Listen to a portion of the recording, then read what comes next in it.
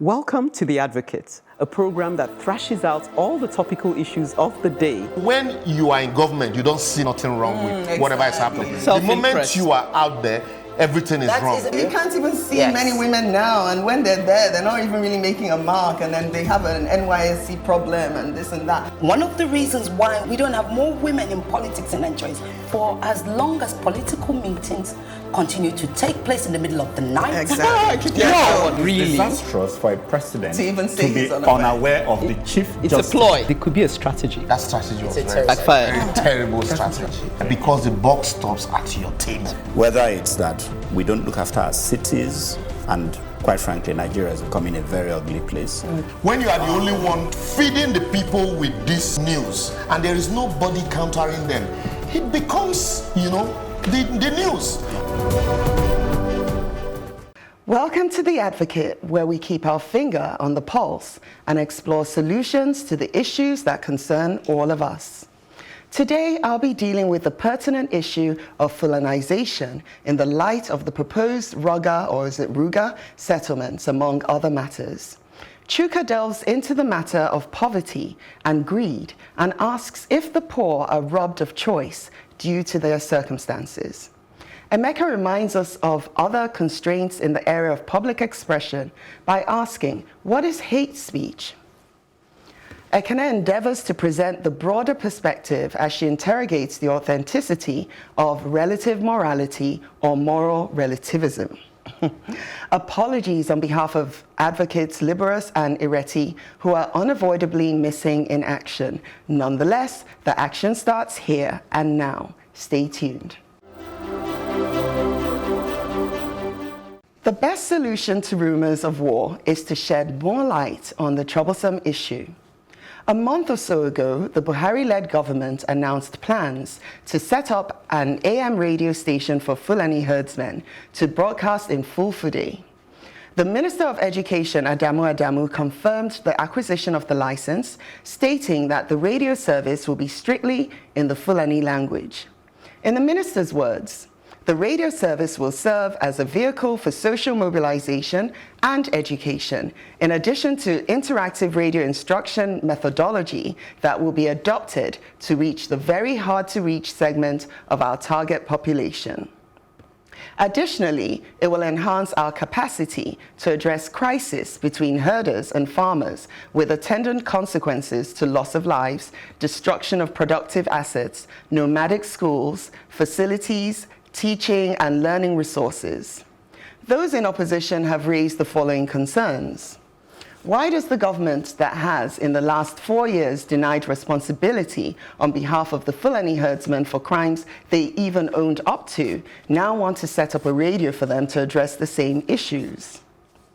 Secondly, Section 55 of the 1999 Constitution recognizes English, Yoruba, Hausa, and Igbo as languages in which the official business of the National Assembly can be conducted.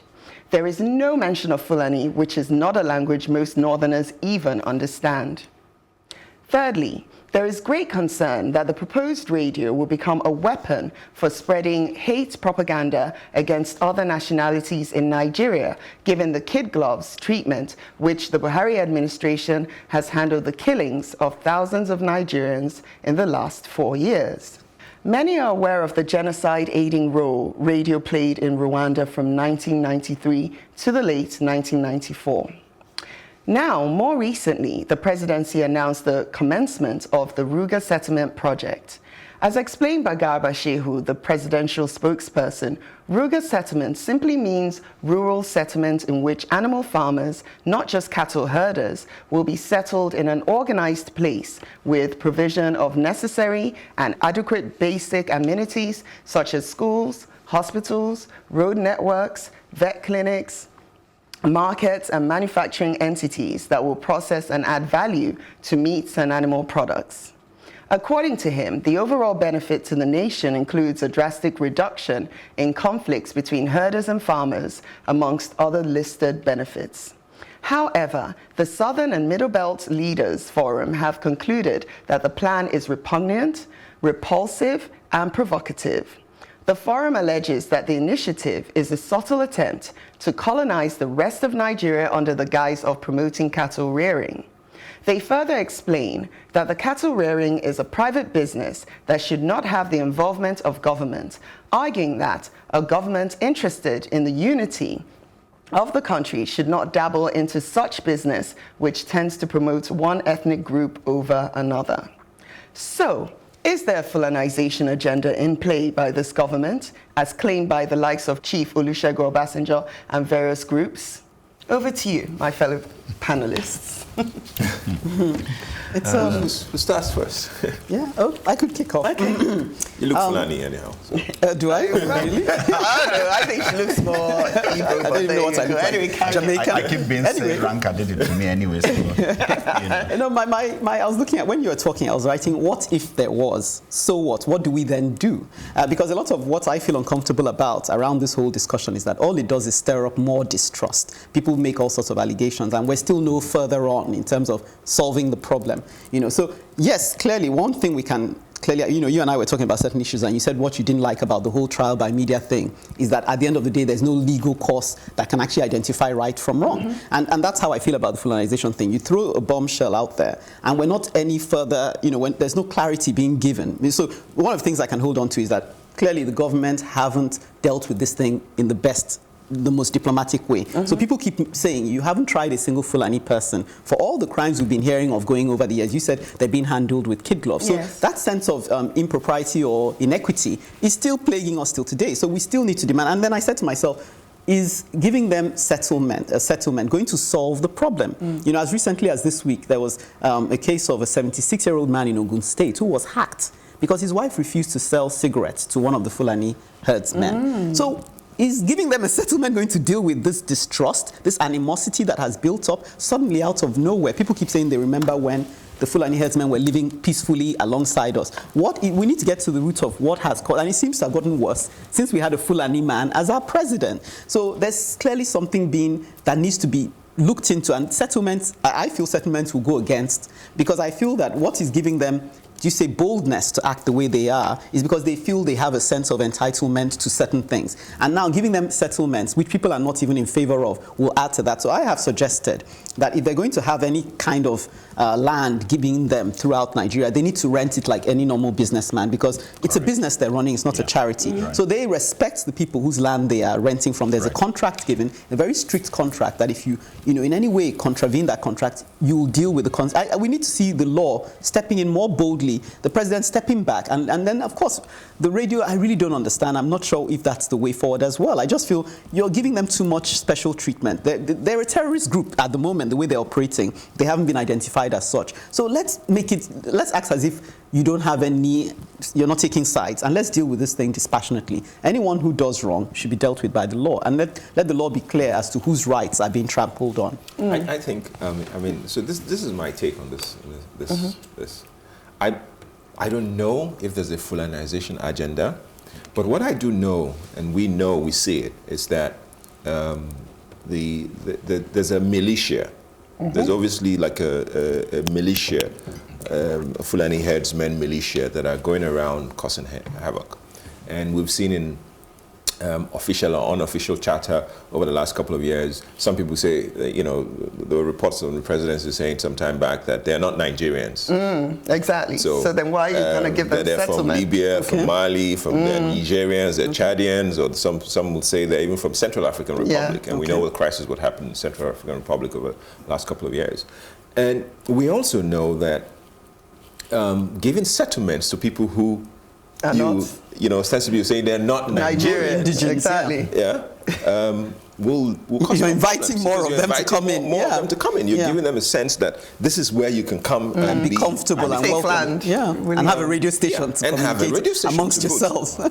Now let's remember that Nigeria is not the only country in West Africa where this grazing routes have passed. Ghana had a similar, and Ghana dealt with this thing decisively. A bit harshly, though. Yeah, well, they dealt with it because that's the only way you're going to deal with terrorists, decisively. And they dealt with it. And you don't hear the stories coming from in Ghana as well. So I think we need to be, there's a problem. The problem is that we've taken it's almost like cattle rearing has become a national priority. Right. We're not dealing with education. We haven't appointed our ministers yet. Yeah. We are not dealing with security. Right. The world is moving into the 21st century aggressively. There's artificial intelligence. There's all kinds of things where we should be, our children should be heading into. What we're worrying about is how to move cattle.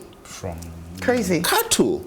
So, but trekking cattle for thousands of kilometers. That's the national priority. And funny enough, when you see the cattle roaming the streets, they look so malnourished. Very malnourished. Come on. I mean, I don't know, but I think that, and this is the problem that, our policymakers don't fully interrogate issues. Okay. And I've worked in government, so I've sat in rooms where if you ask the question, why and how, people look at you, funny, you're like, you're not supposed what you're here for. Yeah, we're just supposed to, this is what the guy has decided, we must do it. And you ask, how?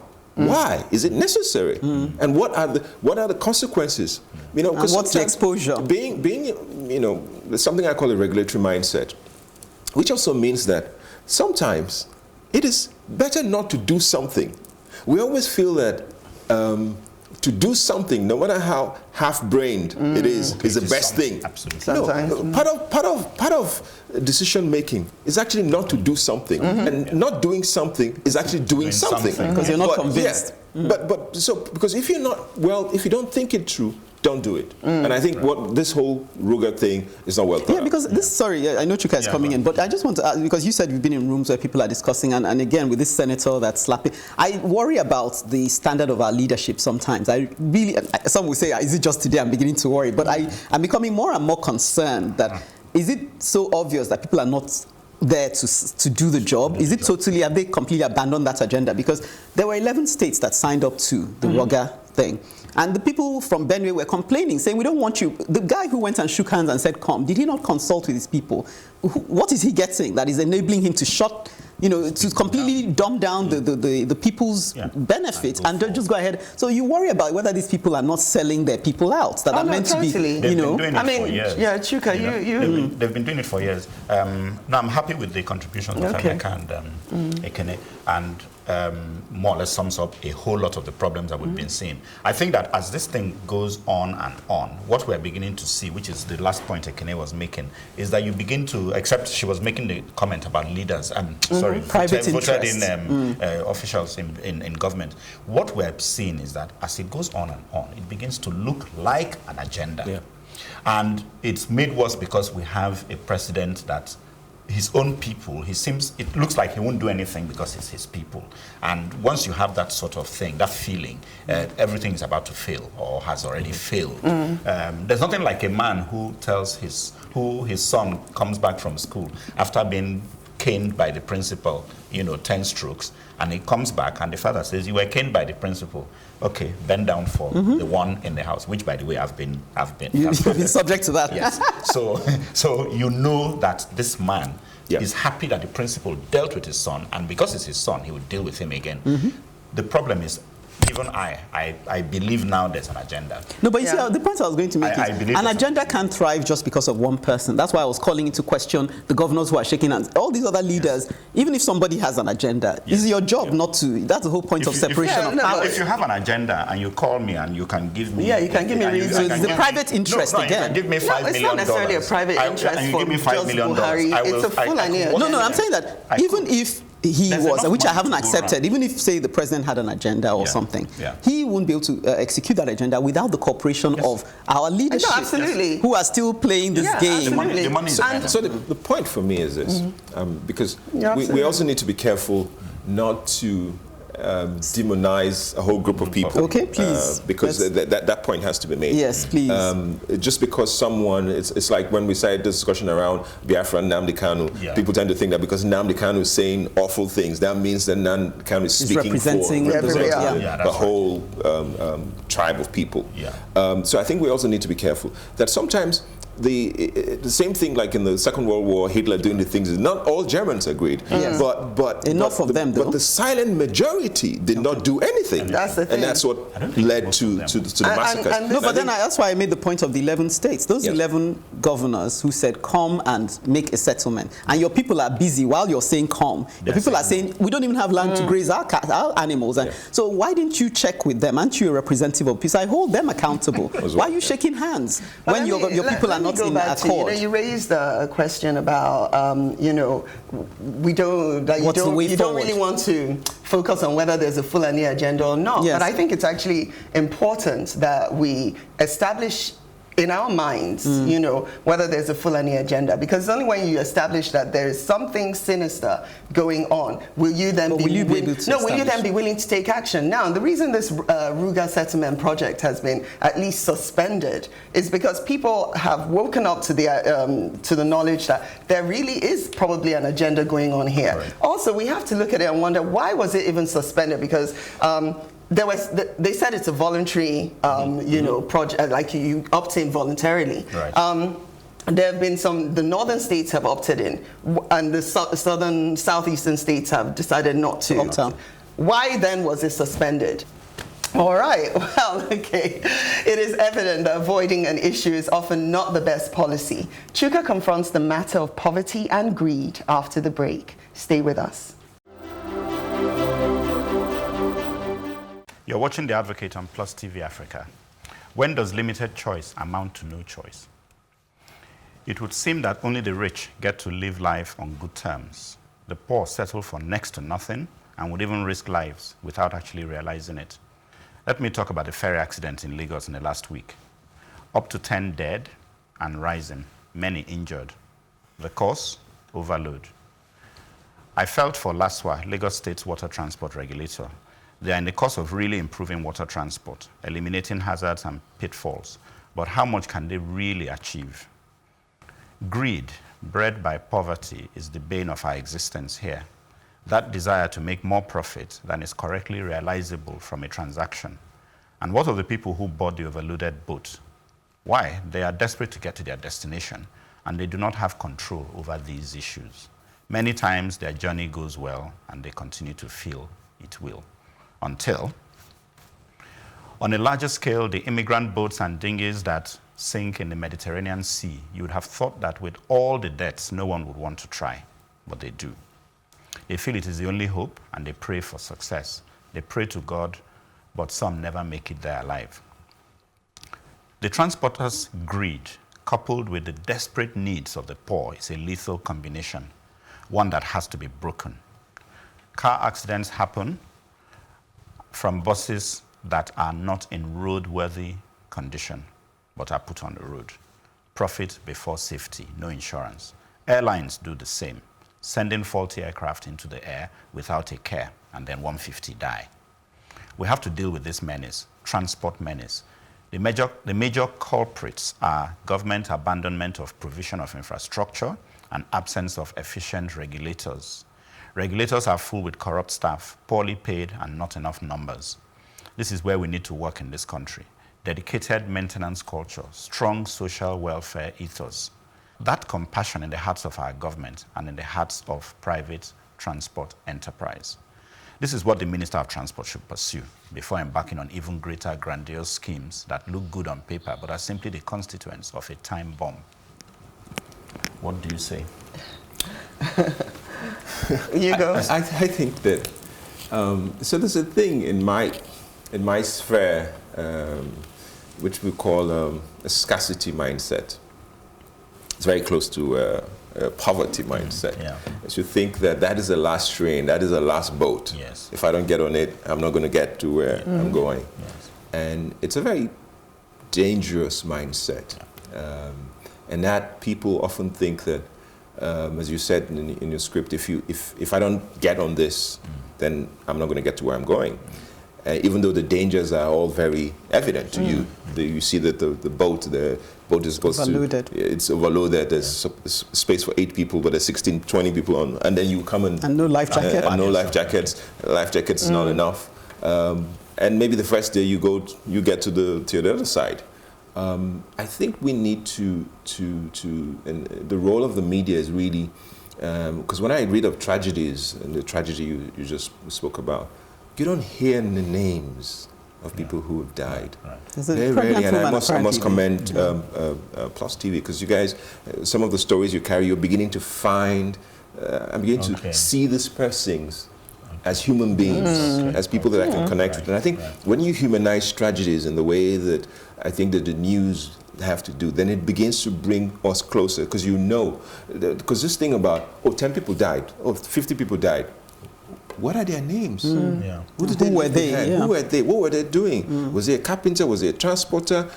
They leave kids behind. We need to humanize our stories, especially tragedies, because it then helps people to understand that I'm not going to risk my life. Because a lot of people beset with this. There's poverty in other countries. I mean, I tell you a short story. I attended a workshop many years ago in a small village in France. We were talking about civilization and poverty and the role of nature or nurture as what made countries great. And someone got up and he was talking, he used a satellite picture, this tiny village where we were. And one church, one street, but the roads were clean. There were shops, there was a cafe, there was a piazza. And the total economy of that little village was not up to $100 million. But it showed us a picture of an African village where one big man was worth 400 million. And his relations, but the roads leading to that was horrible. And so it's not the money.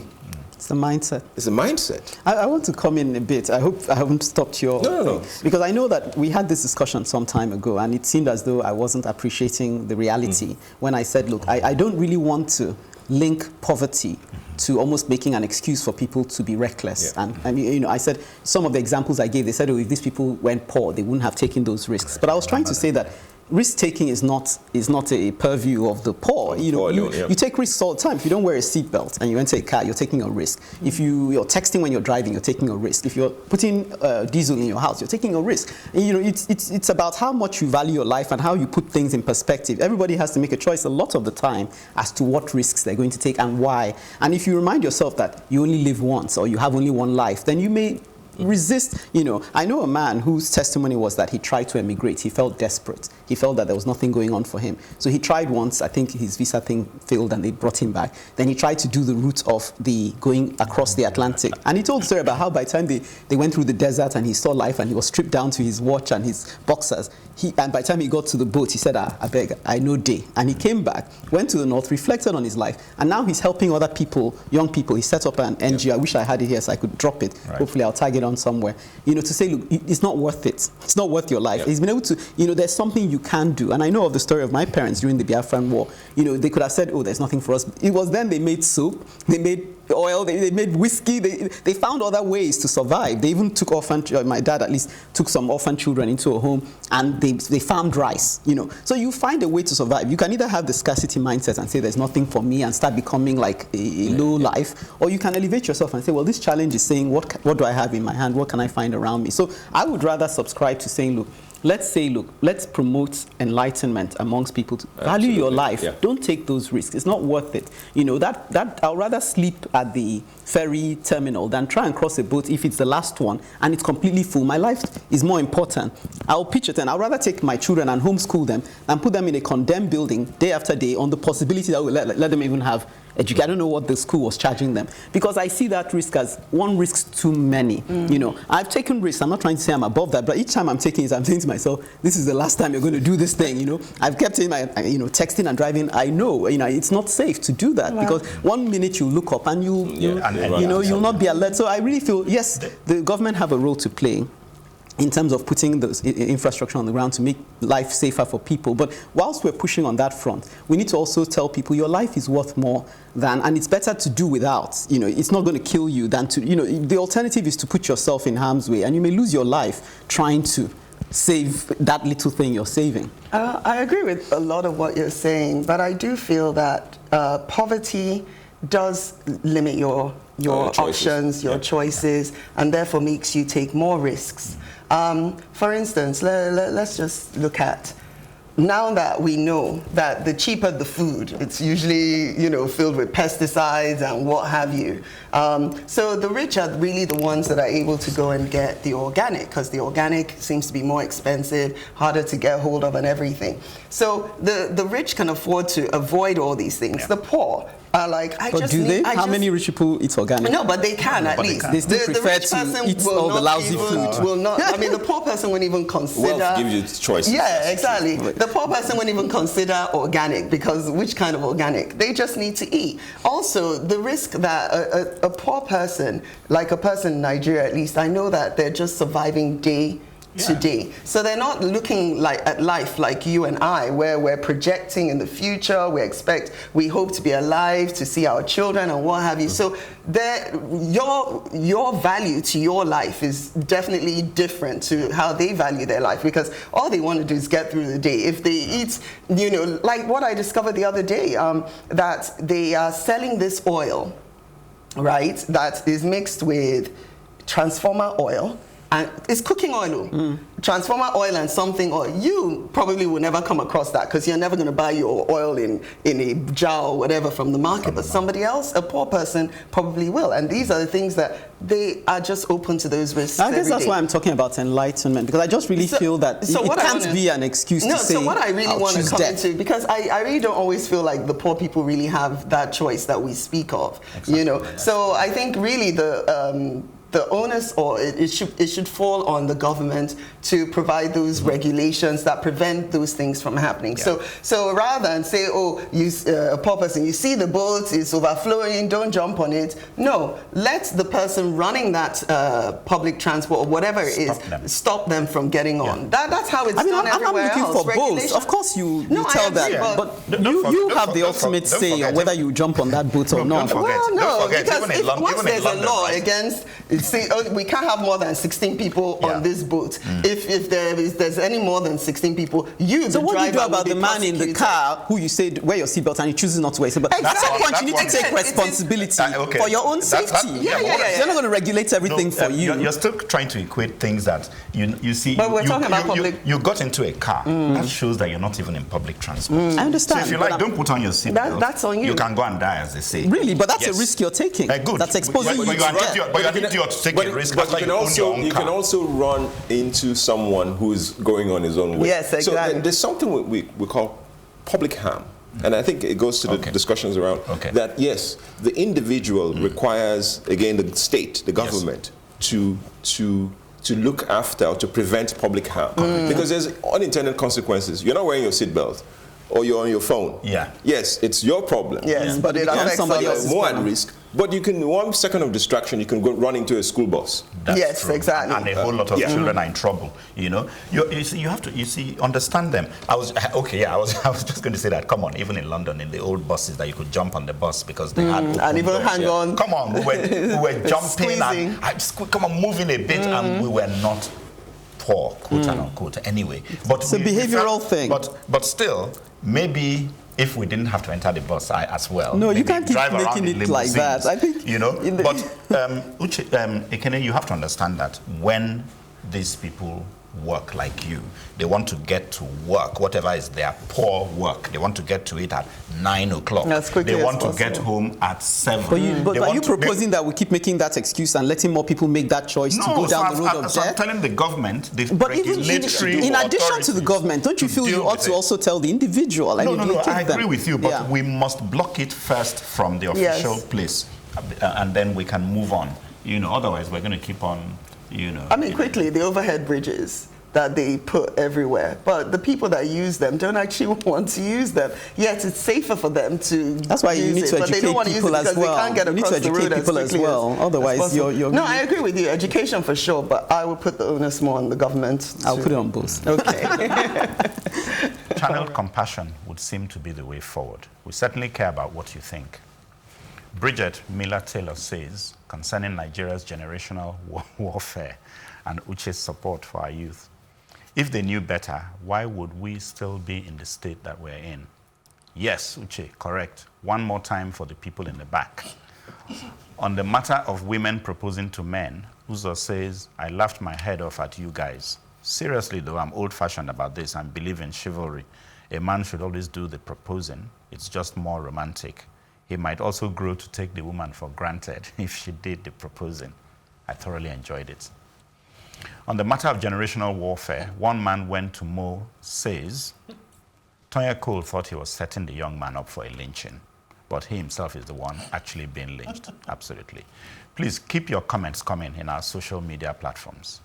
On Facebook, Plus TV Africa, hashtag #TheAdvocateNG. On Twitter and Instagram, at Plus TV Africa, @TheAdvocateNG.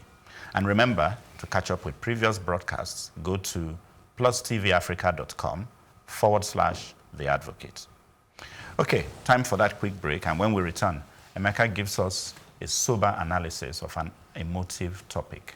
Welcome to The Advocate, a program that thrashes out all the topical issues of the day. When you are in government, you don't see nothing wrong with whatever is happening. The moment you are out there, everything is wrong. You can't even see many women now, and when they're there, they're not even really making a mark, and then they have an NYSC problem and this and that. One of the reasons why we don't have more women in politics in Nigeria is for as long as political meetings continue to take place in the middle of the night. Exactly. Really disastrous for a president to even say be unaware of the chief It's justice. a ploy. It could be a strategy. That strategy was very terrible strategy. Because the buck stops at your table. Whether it's that we don't look after our cities, and quite frankly, Nigeria is becoming a very ugly place. When you are the only one feeding the people with this news, and there is nobody countering them, it becomes, the news. You are watching The Advocate on Plus TV Africa. Is it or isn't it? You tell me. I've always been intrigued by the concept of hate speech. In my former role as a Director General of the Broadcasting Commission, I faced quite a lot of criticisms about whether the commission under my stewardship then was too soft on hate speech, and whether, in fact, I was encouraging its use against a political candidate at that time. The fact is, hate speech is rarely applicable to a person, to an individual person, that is. But we've come to confuse and sometimes weaponize discomfort with criticism or even abuse as hate speech. So my advocacy today is trying to dissect hate speech and frame it properly. So throwing around accusations of hate speech against persons you criticize or even abuse, or when you even abuse political opponents, it's not hate speech in my view. If I say, for example, that Emeka is an idiot, you're abusing Emeka, that's what it is, but that's not hate speech. And in other climes, hate speech is when a person or persons uses abusive language that categorizes a class of persons or group in very derogatory terms meant to demonize such class of persons as less than human. For instance, someone can say, as I said, Emeka is an idiot, an irresponsible person, and is not fit for office. And that's just fine. That is abuse. That is not hate speech. However, when someone says all Emekas, or in fact, when someone says all Igbo people are idiotic and irresponsible and not fit for office, that kind of statement now clearly attempts to categorize this group of people, defined group of people, with the intent to demonize them or make the world see them, this entire group, as less than human. So for me, if you permit me to use again another example during the Rwandan carnage where a certain radio station broadcast announcement calling all Tutsis cockroaches that should be exterminated, that sort of speech should not be tolerated at all. It is clearly not possible that all persons of a particular ethnic group or class of people can be idiotic, murderous, and corrupt. Therefore, when such language is employed against a group in that manner, I think it is dangerous and should be dealt with according to the law. So I think we need to be able to distinguish between language that can be libelous against a person or group of persons and not conflict that as hate speech. And it's worrying when you begin to see government agents employ accusations of hate speech against political opponents who have opposing viewpoints for strongly criticizing them or the government or the policies or even the individuals in government. This is a very dangerous slippery slope that leads democracy down to autocracy and fascism. Perhaps what is needed may be a legal precedent that helps us to determine in clear terms what is hate speech. Yeah, I mean, I like your definition of hate speech, because I remember when this was being bandied around, I think it was Lai Mohammed and what's her name? Noche, I can't remember her first name. Yeah, Loretta. Okay, and they were pushing this around, and I said to myself, this is definitely a slippery slope because we don't know. I mean, they're calling all manner of things hate speech. You know, a simple disagreeing with the government is hate speech. Simple, you know, you're like you said, abusing somebody is hate speech. That can't be. So the fact that you've actually broken it down, because to be honest, even me, I'm struggling to figure out what hate speech is. So going by your definition, I like that. That clarifies things for me because it's demonizing a group of people as opposed to, you know, abusing one person. And for that, I definitely agree there should be a law against that, but we must absolutely be clear on what we're talking about when we refer to hate speech, because right now they're just using it as a weapon or a tool to you know, imprison people or to get people off, you know, control people, really, to control them and control what they think and what they say. So yes, we are going into fascism actually. Well, when you talk about when they're using hate speech in that manner, then we are moving into a fascist realm, because we're trying to now control what people say by telling them, oh, better be careful because what you might say might fall into hate speech. Without defining. Yeah, without defining it. So, you know, recently Buhari came on TV, and I think one of his spokespeople said, look, going forward, everybody better be careful about what they say because they're going to be prosecuting, you know, this sort of thing more and more. But you haven't even defined what it is. So you're just trying to get people all scared so they can't really. I mean, I guess if you're looking at the lesser of two evils, which is why I sympathize with you as DG, you know, it's always safer not to come down heavy on freedom of speech. Absolutely. You know, because I think especially when people are stressed as they are and people are feeling that the circumstances are not going in their favor, you have to give them venting room. And it's better to show understanding and compassion. So if you're trying to even take the air out of the hate speech, do the things that will make people less provoked. So I understand, and hate speech is hard to define, really, because it's almost like you're trying to get it. He did a great but I'm job. saying but I'm saying what he's gone towards doing is giving you a little more room. Obviously, what is at the heart of hate speech is you're looking at the intention of the person. The words may not always betray that. Someone can say you're an idiot and they may not actually hate you, whereas someone can say you're a loving person and they may hate you. So you're trying to actually get at the hate, which is very hard to do, you know, short of entering someone's head, you know. So you're looking at the consequence. Let me just land this. So what you're really doing when you're dealing with hate speech is the consequences of the hate, because if someone says something that ignites hate amongst others, even if they didn't mean to, it's almost like irresponsible speech. So you're trying to curtail a certain kind of language in the public space that may then ignite a match and strike a match and all those kind of things. But you're also not trying to do it at the expense of freedom of speech. So go ahead. No, that was what you just said was really what I was trying to explain. Yeah, because I struggled with it. I sort of said, can hate speech only be when you're talking about a group of people? Can't it be against the... Because I don't like, for example, Fani Kayode's language. I find it very inflammatory a lot of times. And he may think he's speaking for people, but sometimes, like, who sent you? You know, he goes and talks. At the time of the Biafra, he seemed to be identifying with the Igbo people, but he was making things worse because people are already inflamed, and then you're throwing on all these things. And I don't know. I felt it wasn't safe to have that kind of a human being roaming around talking like that. Yes, I didn't like also the Biafran guy. What's his name? I hate that kind of language. For me, is unproductive. Yeah. All it does is make angry people think irrationally and draw irrational conclusions. You can say, and I'm sort of breaking it down to in sort of giving it context. You can say hateful things to an individual. You can say hateful things. But then if your hateful things are not based on any logic, you're just targeting the person. People can be logical. People can be logical in a public square, in a public square of discourse. People can say really like hateful prejudice. things. You're really expressing prejudice to you as a person. Yeah.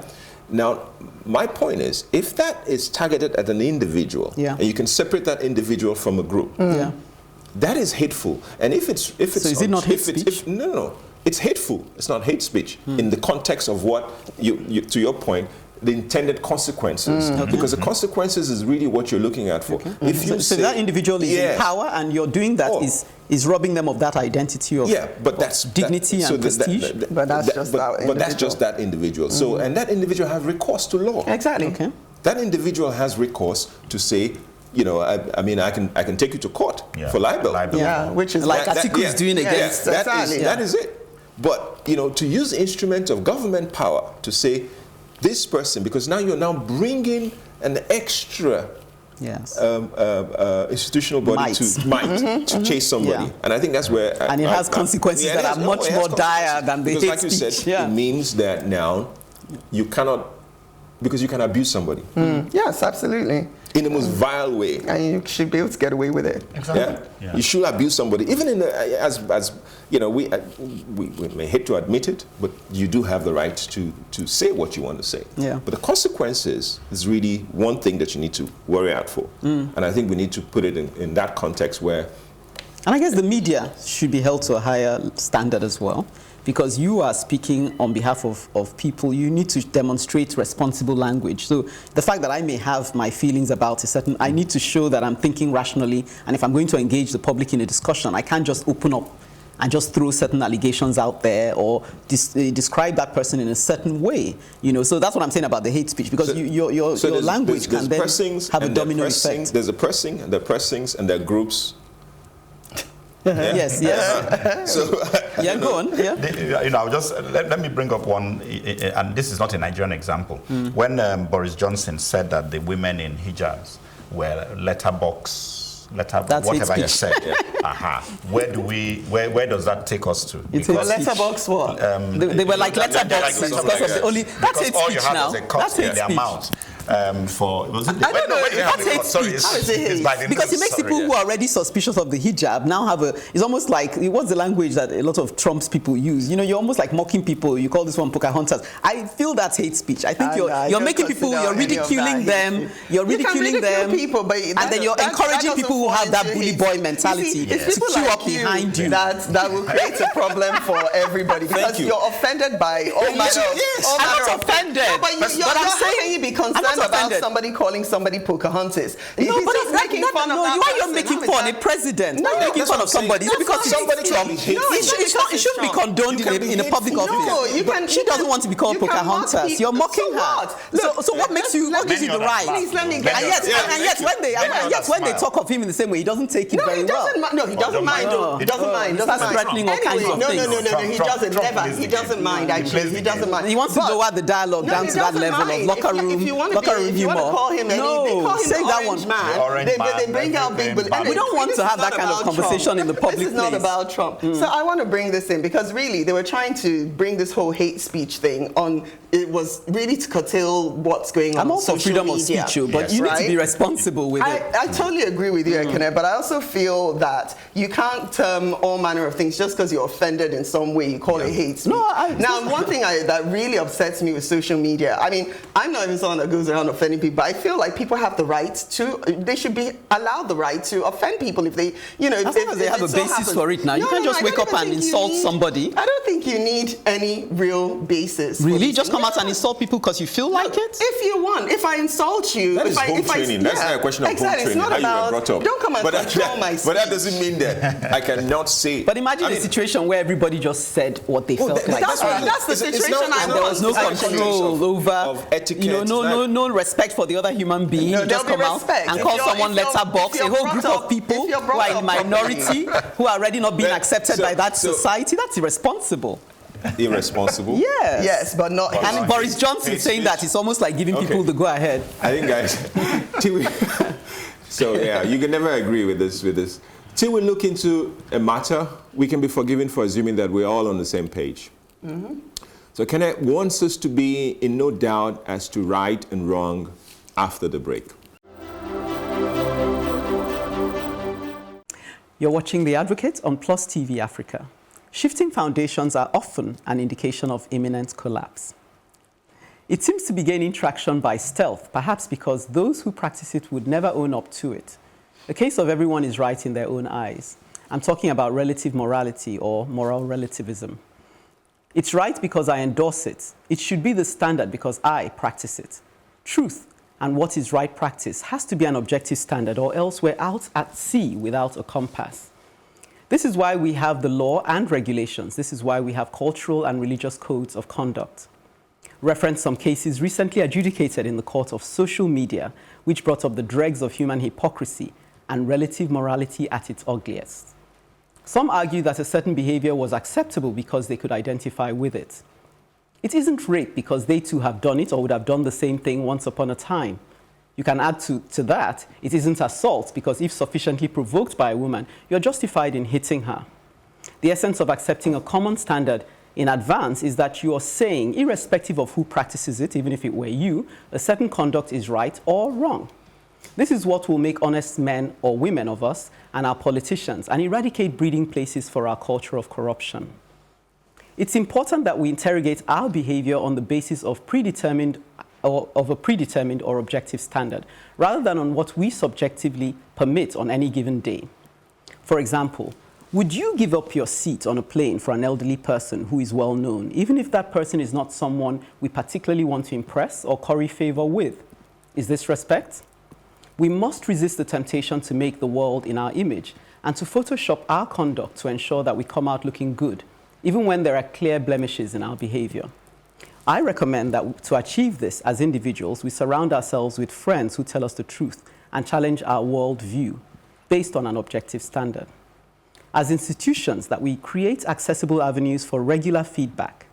Collectively, we must speak up against hypocrisy, especially in the public space. The consequence of creating and sustaining our worldview of relative morality is that it is unhealthy and unsustainable, since its singular objective is a selfish one, to validate us.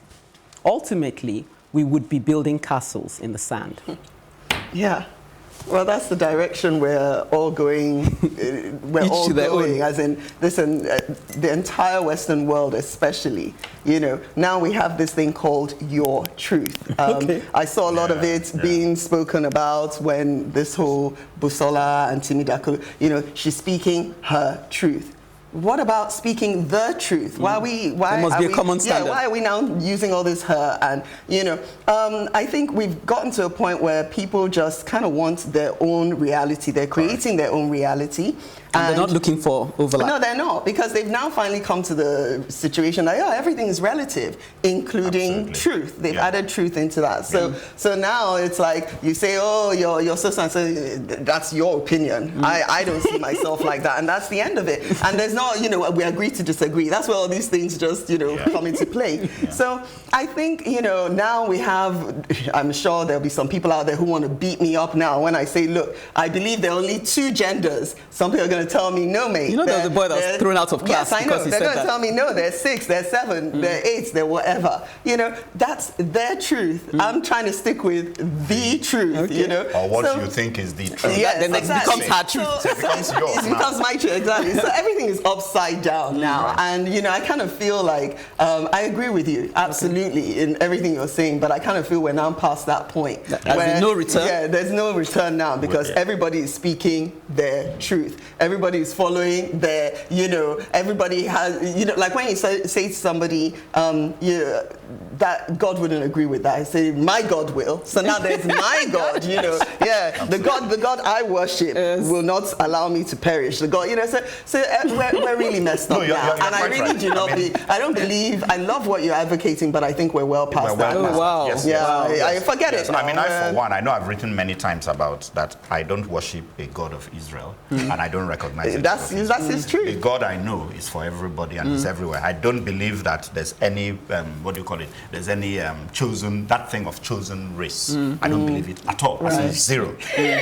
Zero. Only God can now convince me that he said that and that I should take it. That means I have to also know it is even God talking to me. So until then, that's my truth. Oh my gosh. I completely agree with you. I mean, I have struggled, you know, for the last couple of years with this notion of truth, religion, spiritual. That's why you were leaning towards Amadio Hart the other week. Which is monitoring you. I mean, you know, and I completely agree with Chuka. This thing of singular, you know, the God of Israel and a chosen race, and I think it's just BS. See? Oh wow! If is that hate speech? Well, It might lead to some. I think humanity. What humanity has done is to create God in our own image. Correct. And that's what we've been most successful at. Yeah. And so, whichever culture, whichever people, we create our own gods. And with the narrative of history and passage over time, people have elevated their own gods as superior gods over other people's gods. Okay. And the same thing is happening now in terms of what you're talking about, this relativism, about the truth, our truth, my truth, our truth. And the fact is, the way I see it, I think it's really something that was invented in the last maybe 20, 30 years. What part of it? This your truth, my truth. Yes. And I say that with some... As a result of what? As a result of the coming of age of alternative... Everything. Yes. Alternative lifestyle, alternative everything. Sexuality, alternative. Yes, because the more you become, you run into the fragmenting. cult. Yes, you run into the cult of the individual, which is what we are now. Okay. And media has even made that even more possible. So everybody has their own media. We're not consuming, one kind of stream of information. Right. We have very many. You can create your own. Yeah, we can create your channel. own. Yes, and so your own becomes your own. Your own truth. And I find that's why in some of the societies, the role of the government has become, you talk about nanny states in some places, the UK was moving towards that. Yes. And I think that is also the kind of thing that gave rise to the Trumps. It's this discussion that exactly. There was this thing started and there's a backlash. People are saying, no. There is a huge backlash. There's a backlash. We can't live in the age of relativism.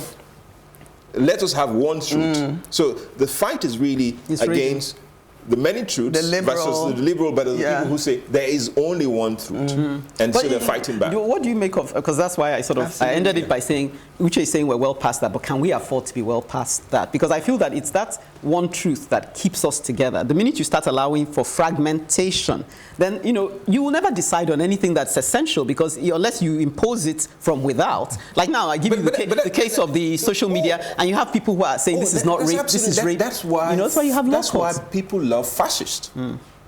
Because it's happening in Philippines, it's happening in the era of the one strong leader. Just imposing their will. Truth. Because in an age where there's so many millions of truths out there, so people are now saying, you know what? I think I need someone who tells me the truth. Yeah, the one I understand. Whether it be, and you can forgive that person, no matter what the person is doing. Because at least they're telling you. Because at least they're telling you one truth. Make America great again. That's my Whatever guy. all the faults in it, it is our truth. Yeah. Our truth is that we want America to be great. Yes. It's as simple as that. And that's a narrative that it's combating Are we gone past it? I don't think so. I think we're going to have the conflict will remain, but we live in the age of the fragmentation. One of my former teachers called it the fragmentation of reality. So we like you said, everybody is now, it's almost like on a subatomic level that individuals now have very many truths, and one person can have many truths, not just one truth. So you might find an Emeka saying, "Oh, this is my truth," but I can have very many versions of switch. Even within groups that appear to agree, they still have their own individual truth. Yeah, but you see, so even like Emeka was saying how maybe people are now fighting back and going against the whole liberal so-called movement, and now they want somebody. They want that, but even within those people that want that, the conservatives, they too also want the opportunity to have their own individual truth. Yes. No, but you see, why I feel we're not past it, and why I still think it's worth advocating is you're appealing to people's common sense. I feel at the end of the day, it boils down to common sense.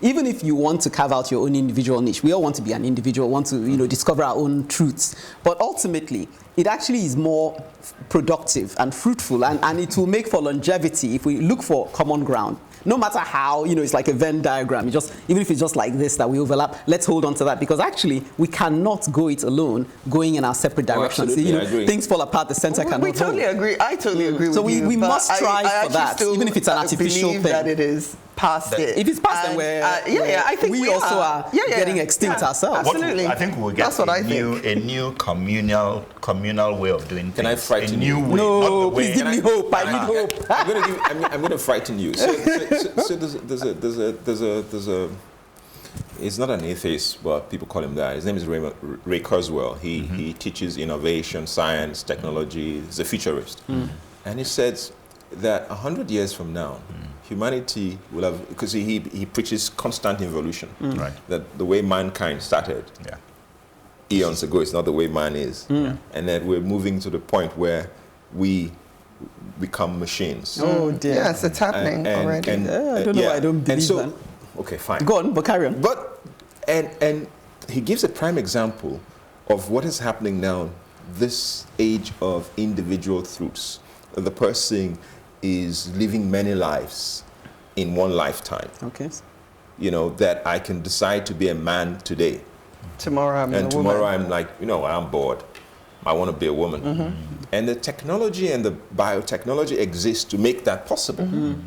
And so in 5 years, God forbid, why am I using myself as an example?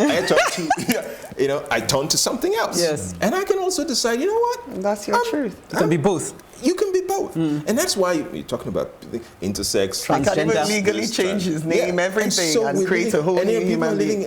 And there's a whole group of people in that school of thought. It's emerging. It's scary, but that's the reality. I'm a believer that we can, even though, yes, it may be going that way, we can artificially hold it together. So what is right is being constantly redefined. You know, when that woman in the Trump team said something about alternative truths and facts, I think Kellyanne something Conway, that, okay, your truth is your truth, but there's an alternative. There's an alternative fact. Yes.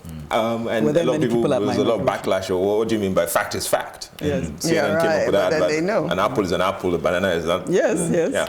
But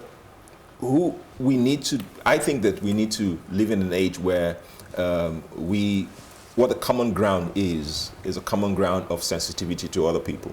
That's all, really. And I think that's just that respect for other people. Absolutely. Whether they be man or machine. I think the truth thing really has to boil down to that. Just love your neighbor as yourself, because that is the only way you can gauge how you know. So love will find the connecting point. Yeah, love will find it.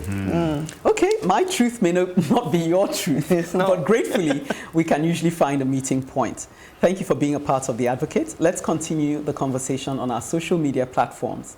On Facebook, Plus TV Africa, #TheAdvocateNG, or on Twitter and Instagram @Plus TV Africa, #TheAdvocateNG. Till next time, when we take on the issues that engage you, let's keep advocating for a better society. Bye-bye. Bye. Bye, guys.